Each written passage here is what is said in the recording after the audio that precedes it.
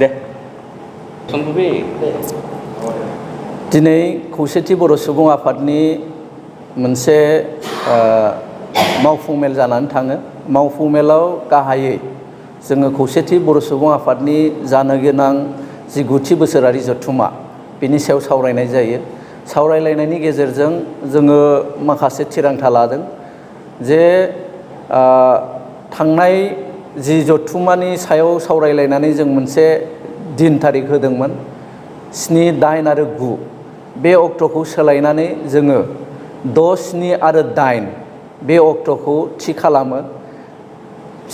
6, 7 आरो 8 जानुवारि 2023 बे अक्ट'खालि खौसेथि बर' सुबुं आफादनि 9थि बोसोरारि जथुम्माखौ जोङो गुवाहाटी नोगोरमानि श्रीमन्त शंकरदेव कलाक्षेत्र बे थावनियाव सानथामनि मेहेरगोनां हाबाफारियै खुंफुंनो थाखाय जोङो मोनसे सिद्धान्त लादों।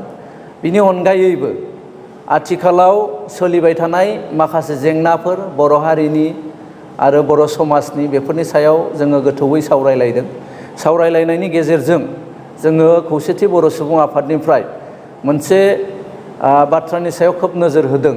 बेनो जाहैबाय जे 3थि बर' गोरोबथा बे बर' गोरोबथानि जि दफाफोर मावफुंनां हाबाफोर सरकारनाव दंमोन बे हाबाफारिखौ सरकारा मावफुंनायाव खोब देरि खालामनायखौ जोङो दिनैनि मेलनि जोहै दुखु मोननायखौ फोरमायदों आरो सरकारखौ गोख्रोङै जोङो नारसिननो लुगैदों जि जोंनि सुक्तिनि दफाफ्राव लिरनाय दोननाय गासैबो दफाफोर बे दफाफोरखौ खोब थाबैनो मावफुंनांगौ आरो बेफोरखौ मावफुंनानै होआसिम जोङो खौसेथि बर' सुबुं आफादनिफ्राय जोङो गोजोननाय मोननाय नङा।